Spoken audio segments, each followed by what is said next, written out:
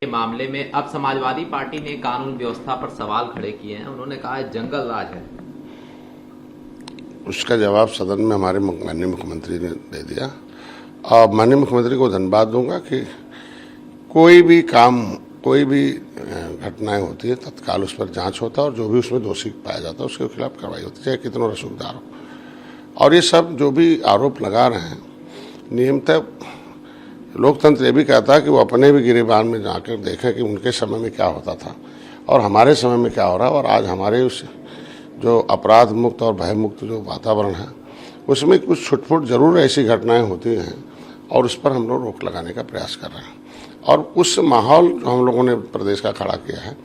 उसके वजह से ग्लोबल इन्वेस्टर समिट और आज के देश में हम लोग जो उत्तर प्रदेश को सर्वोत्तम बनाने में आगे आ रहे हैं उस पर हम लोग काम कर रहे हैं और ऐसी जो घटनाएं होंगी उस पर रोक लगाया जाएगा। सर, स्वामी प्रसाद मौर्य ने आज ट्वीट किया। उन्होंने लिखा है कि नारी शूद्रो ना धियताम, यानी नारी और शूद्र को पढ़ने का अधिकार नहीं है। आगे उन्होंने यह भी लिखा है कि शिक्षा का अधिकार फूले साहू जी महाराज और अंबेडकर के प्रयासों से संविधान में मिला। ये जो भी बातें उनके द्वारा उठाई जा रही हैं वो उत्तर प्रदेश की जनता देश की जनता को भ्रमित करने का काम करने का। उनको अगर वो राजनीति जीवन में आए हैं तो राजनीति से क्या हो सकता है, राजनीति से क्या नुकसान हो सकता है, राजनीति से क्या मिलने वाला, राजनीति में उन्होंने राजनीति में थे तो उन्हें बताना चाहिए कि मैं जब किसी पार्टी में पहले था तो उसमें हमने इस प्रदेश की जनता के लिए कानून बनवाया था।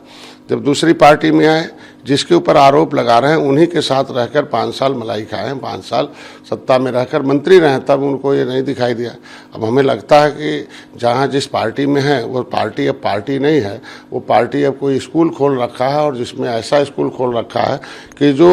बिना किसी PhD की डिग्री लेकर, बिना किसी रिसर्च के ही डिग्री लेकर वो ऐसी इस तरीके का कर रहे हैं। उसका जवाब जो उन्होंने पहले दिया था उसका जवाब माननीय मुख्यमंत्री जी ने कल आपने देखा होगा कि उसको बहुत बेहतर ढंग से कि किस रूप में वो चौपाई आई थी जो इनको जिक्र किया था रामायण में, उसका जवाब सदन में दे दिया और सदन में सारे लोगों ने सहमत रहा और विपक्ष के पास कोई आवाज़ नहीं था कि उस शब्द का विरोध कर लें। तो उसी तरीके से इसका भी समय आने पर जवाब दे दिया जाएगा जो प्लेटफार्म आएगा, लेकिन ये जनता का भटकाने का काम बंद कर दें। सर, लगातार रामचरितमानस की किसी न किसी चौपाई को लेकर या फिर हिंदू की जो धार्मिक ग्रंथें हैं उनमें से चौपाइयों को उठाकर इस तरह के बयान लगातार, ये भी इन लोगों से, अधर्मियों से पूछना चाहिए कि ये हमारा जो इतिहास था निषाद राज का, भगवान राम का, उसको क्यों छुपाया गया इतना। 37 बरस पहले खुदाई हुई,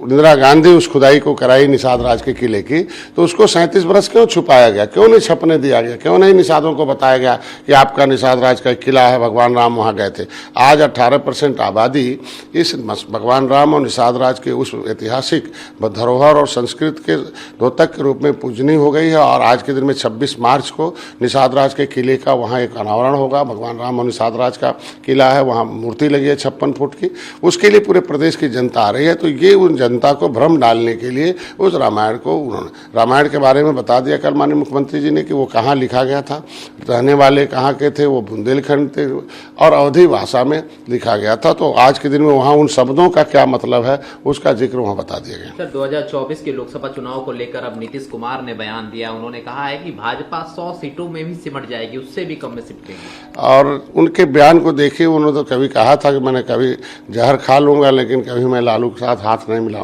तो ऐसे लोगों के बयान का क्या मतलब है जो अपने ही बयान से पलट जाते हैं और अपने बयान का खंडन कर देते हैं, अपने बयान का बर्बाद कर देते हैं। सर, उदित राज कांग्रेस के वरिष्ठ नेता हैं। उन्होंने कांग्रेस का जो बयान था या नारा था मोदी तेरी कब्र खुदेगी को लेकर उन्होंने कहा यह एक राजनीतिक भाषा है, इसका अर्थ बस इतना ही होता है कि मोदी की राजनीतिक कब्र खुदेगी।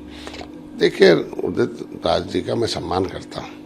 लेकिन उनसे इतना ही कहना चाहता हूं कि जिस वर्ग को लेकर उन्होंने एक बहुत बड़ा परिवर्तन संगठन बनाया था, बहुत बड़ा साथ दिया था देश की जनता ने उनको, जब दिल्ली में वो गए थे एक बहुत बड़ा, तो उसमें हम भी थे। तो आखिर उन जनता के जो भरोसा को उन्होंने जो तोड़ा है और उनके लिए कोई बात नहीं करते, न उनके लिए कोई आवाज़ करते हैं। जिस मुद्दे को लेकर उदित राज जी आए थे राजनीति में, क्या उसके लिए कभी आवाज़ उठाए? मोदी जी के बारे में बोलना ये दुनिया बोल रही है, देश के 5वें अर्थव्यवस्था में हम 5वें नंबर पर आए हों, G20 का नेतृत्व कर रहे हों, पूरे देश में इस तरीके का विकास कर रहे हों, कोरोना महाकाल में आज की दुनिया के लोग उसकी सराहना कर रहे हों, जब हम इतने बड़े बड़े चीज़ों से लड़ गए हों, अगल बगल में देख रहे होंगे किस तरीके का माहौल था, भारत पाकिस्तान के बीच में क्या होता था, धारा 370 खत्म किया उन्होंने, राम मंदिर के झगड़े खत्म करा दिया, हिंदू मुसलमान के लफड़े खत्म करा दिया, ये बड़े बड़े काम किया है, तो कुछ अच्छे काम की भी सराहना करें।